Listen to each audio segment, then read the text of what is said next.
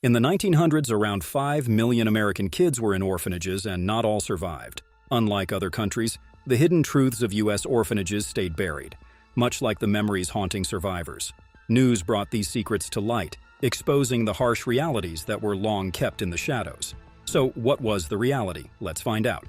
In the heart of Burlington, the towering stone walls of St. Joseph's Orphanage sheltered generations of children for a staggering 140 years. However, the echoes of a harrowing past began to reverberate long after the doors closed, as survivors, now adults, summoned the courage to share their haunting stories of abuse. Christine Kenali went on a long mission to uncover the truth hidden behind the walls of St. Joseph's. She had a one-year plan, but it turned into a 4-year journey. She looked through thousands of documents like reports, diaries, and letters to reveal the dark stories within St. Joseph's. She traveled across the world, meeting people who lived through traumatic experiences in that place. Her journey took her to different places like Vermont, New York, Sydney, Montreal, Florida, Utah, and more. Kenali was determined and reached out to survivors not only in the United States, but also in England, Scotland, Ireland, Germany, and New Zealand. Even Aging nuns, once the enigmatic custodians of St. Joseph's, became subjects of her relentless pursuit. Her quest reached its zenith in a Quebec living room, where a nun's startling candor unveiled a shocking revelation: the admission of pushing a young girl out of a window. The answers were more horrifying than one could fathom. The children were forced to eat their own vomit by the Sisters of Providence, who ruthlessly governed the institution. The litany of abuse extended to severe beatings, children being kicked downstairs, locked in freezing attics and water tanks, hung out of windows, burned with matches, and subjected to bodily abuse by both nuns and priests overseeing the orphanage. Survivors of St. Joseph's shared chilling accounts of unimaginable abuse, being dangled upside down over wells, forced to endure days in locked cabinets or attics, and being shoved out of windows. The relentlessness of the abuse reached a point where it seemed almost ordinary, the twisted logic to which these innocent children were exposed. Kenali meticulously recounted incidents that painted a gruesome picture: a boy pushed from a 4th-story window, a child frozen to death in the cupola staircase, another held by the feet over a staircase and dropped intentionally or accidentally, and a boy thrown from a rowboat during a sink or swim lesson. The disturbing accounts extended to a nun smothering an illegitimate baby with a small satin pillow. The Ghosts of St. Joseph's Catholic Orphanage unfolded as a story interwoven with investigation and ghostly narratives. Kenali artfully trod the fine line between the protagonist's long-repressed, terrifying emotions and the journalist's unwavering commitment to objective truth. The narrative wasn't a mere retelling. It was a vivid portrayal that brought the children's claustrophobic world to life, as if black and white pictures burst into color. Amid the haunting atmosphere, the question loomed: what unfolded behind the closed doors of St. Joseph's Orphanage? In the midst of these horrors, the narrative spotlighted the personal account of an 11-year-old boy, Gay, whose innocence was shattered when Father Edward Paquette exposed himself.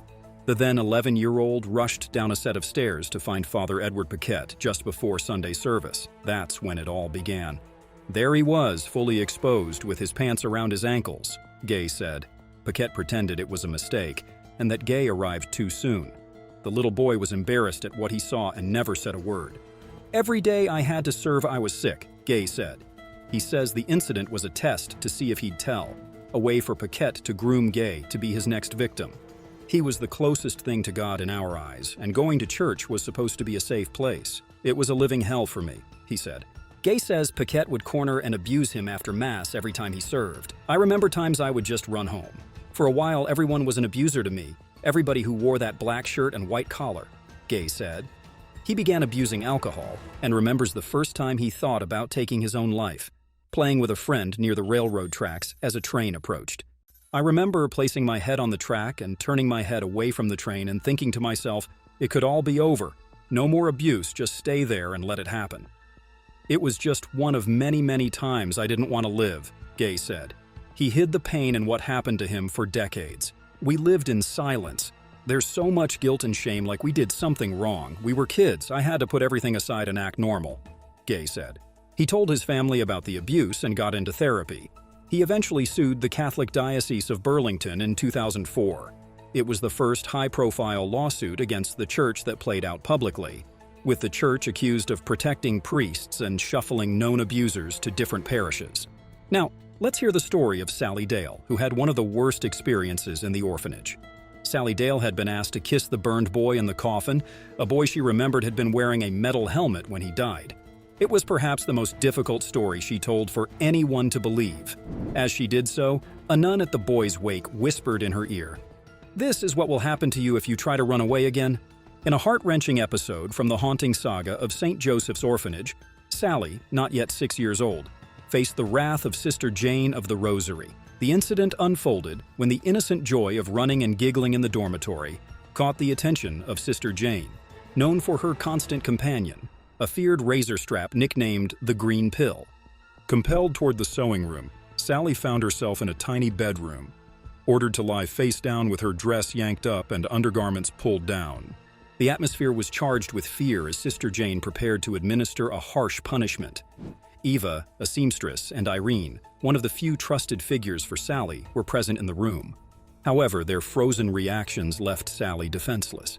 Sister James Mary, despite her usual quickness to punish, initially hesitated. Eventually, she declared having no problem and unleashed the strap on Sally, delivering relentless blows from the back of her neck down to her ankles, 10 times, too many to count. Sally, trying to hold back tears, couldn't escape the onslaught. Sister James Mary's insistence that she must cry intensified the brutality. Unable to witness the damage, Sally was brought across the long hallway to the office of Mother Superior by Irene. Wounds exposed, Sally's plight was laid bare before the authority figure. Shockingly, Mother Superior callously dismissed the severity, claiming Sally was destined for reform school anyway. Subsequent beatings awaited Sally from Irene and Eva, but Irene, demonstrating a rare act of mercy, chose to hit her only on the bottom. Sally, overwhelmed with gratitude, expressed her love for Irene the next day. This tragic episode underscores the deep-seated cruelty within St. Joseph's Orphanage, where innocent children faced not only physical abuse, but also a systemic denial of compassion and justice. Sally's story serves as a poignant reminder of the lasting scars inflicted by those entrusted with the care of vulnerable youth. As Kenali's investigation unfolded, more sinister claims emerged, including allegations of murder. Children reportedly passed away due to abuse, shoved out of windows, and pushed out of rowboats.